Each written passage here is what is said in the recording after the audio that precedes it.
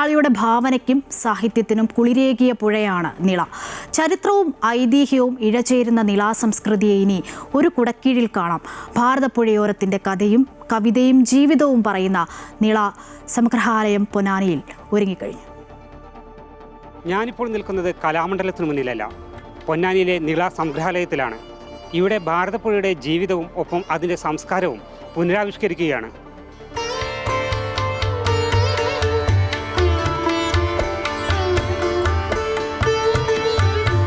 ഭാരതപ്പുഴയുടെ മണൽപ്പരപ്പിലെ ചൂടും കാറ്റും ഏറ്റുവാങ്ങി വളർന്ന തലമുറകളുടെ ഓർമ്മയെ തൊട്ടുണർത്തുന്നതാണ് പൊന്നാനിയിലെ നിള സംഗ്രഹാലയം.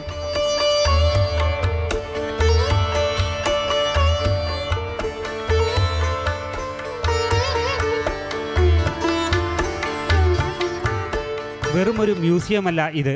നിളയുടെ തീരത്തെ മനുഷ്യരുടെ വിയർപ്പും വിശ്വാസവും കലയും സംസ്കാരവുമെല്ലാം കോർത്തിണക്കിയ കഥകളുടെ കൂടാരമാണിത്.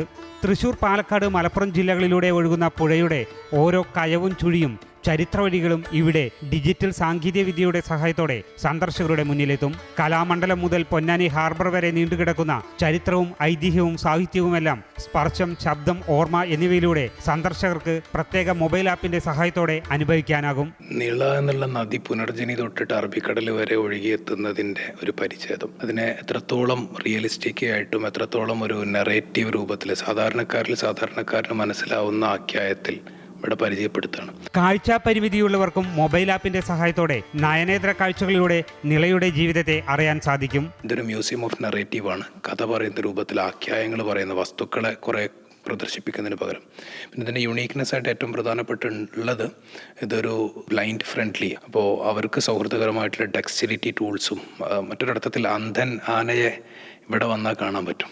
അതാണ് അതിൻ്റെ ഏറ്റവും പ്രധാനപ്പെട്ട സംഗതി. പി ശ്രീരാമകൃഷ്ണൻ സ്പീക്കറായിരിക്കുന്ന സമയത്താണ് MT വാസുദേവൻ നായരുടെ താല്പര്യത്തിൽ മ്യൂസിയത്തിന് തുടക്കം കുറിക്കുന്നത്. 11 കോടി രൂപ ചെലവിട്ട് നിർമ്മിച്ച മ്യൂസിയം പൂർണ്ണസജ്ജമാകാൻ കൂടുതൽ ഫണ്ട് ആവശ്യമായി വരും. കേരളത്തിൻ്റെ സംസ്കാരത്തെ സമ്പന്നമാക്കി നിറഞ്ഞൊഴുകിയ ഭാരതപ്പുഴയുടെ സംസ്കാരവും ജീവിതവുമാണ് ഇവിടെ പുനരാവിഷ്കരിക്കുന്നത്. പൊന്നാനി കളരിയിലെ മഹാരഥന്മാർ ഉൾപ്പെടെ ഇവിടെ പുനർജനിക്കുമ്പോൾ പുതുതലമുറയ്ക്ക് അറിവിൻ്റെ അക്ഷയഖനിയാണ് സമ്മാനിക്കുന്നത്. TK Aravindan, Amrita News, Malappuram.